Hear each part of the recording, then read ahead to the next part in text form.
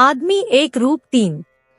एक बार बादशाह अकबर ने बीरबल से पूछा, क्या तुम हमें 3 तरह की खूबियाँ एक ही आदमी में दिखा सकते हो? जी हुजूर, पहली तोते की, दूसरी शेर की, तीसरी गधे की। परंतु आज नहीं, कल, बीरबल ने कहा। ठीक है, तुम्हें कल का समय दिया जाता है, बादशाह ने इजाजत देते हुए कहा। अगले दिन बीरबल एक व्यक्ति को पालकी में डालकर लाया और उसे पालकी से बाहर निकाला। फिर उस आदमी को शराब का एक पैग दिया। शराब पीकर वह आदमी डरकर बादशाह से विनती करने लगा, हुजूर, मुझे माफ कर दो, मैं एक बहुत गरीब आदमी हूँ। बीरबल ने बादशाह को बताया, यह तोते की बोली है। कुछ देर बाद उस आदमी को एक पैग और दिया तो वह नशे में बादशाह से बोला, अरे जाओ, तुम दिल्ली के बादशाह हो तो क्या, हम भी अपने घर के बादशाह हैं। हमें ज्यादा नखरे मत दिखाओ। बीरबल ने बताया, यह शेर की बोली है। कुछ देर बाद उस आदमी को एक पैग और दिया तो वह नशे में एक तरफ गिर गया और नशे में ऊटपटांग बड़बड़ाने लगा। बीरबल ने उसे एक लात लगाते हुए बादशाह से कहा, हुजूर, यह गधे की बोली है। बादशाह बहुत खुश हुए। उन्होंने बीरबल को बहुत सा इनाम दिया। ईश्वर अच्छा ही करता है। बीरबल एक ईमानदार तथा धर्मप्रिय व्यक्ति था। वह प्रतिदिन ईश्वर की आराधना बिना नागा किया करता था। इससे उसे नैतिक व मानसिक बल प्राप्त होता था। वह अक्सर कहा करता था कि ईश्वर जो कुछ भी करता है मनुष्य के भले के लिए ही करता है। कभी कभी हमें ऐसा लगता है कि ईश्वर हम पर कृपा दृष्टि नहीं रखता, लेकिन ऐसा होता नहीं।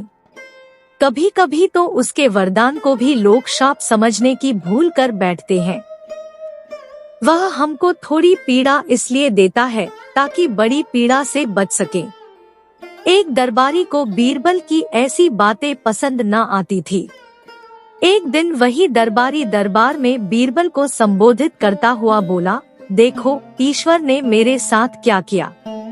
कल शाम को जब मैं जानवरों के लिए चारा काट रहा था तो अचानक मेरी छोटी उंगली कट गई।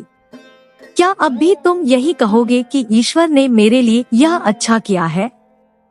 कुछ देर चुप रहने के बाद बोला बीरबल, मेरा अब भी यही विश्वास है, क्योंकि ईश्वर जो कुछ भी करता है मनुष्य के भले के लिए ही करता है। सुनकर वह दरबारी नाराज हो गया कि मेरी तो उंगली कट गई और बीरबल को इसमें भी अच्छाई नजर आ रही है। मेरी पीड़ा तो जैसे कुछ भी नहीं। कुछ अन्य दरबारियों ने भी उसके सुर में सुर मिलाया।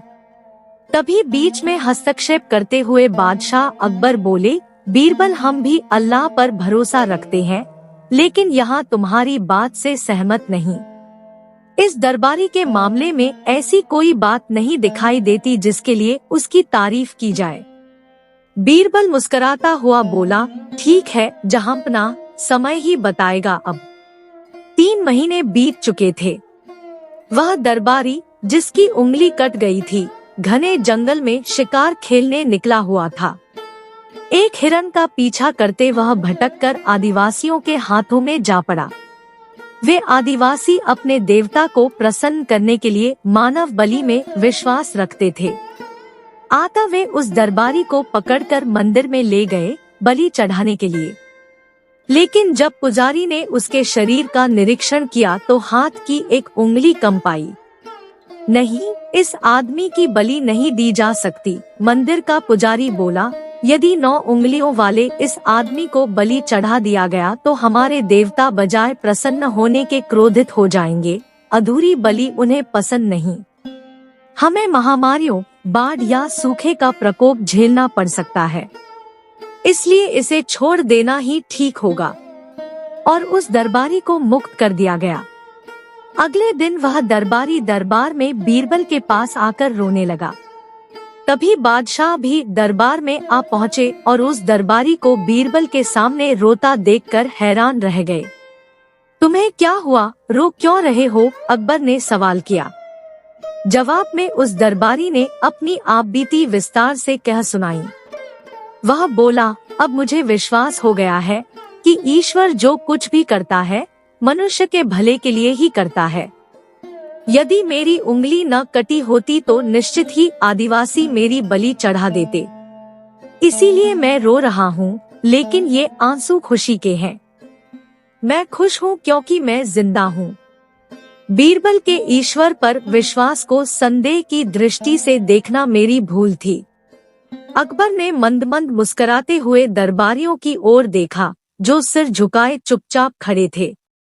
अकबर को गर्व महसूस हो रहा था कि बीरबल जैसा बुद्धिमान उसके दरबारियों में से एक है।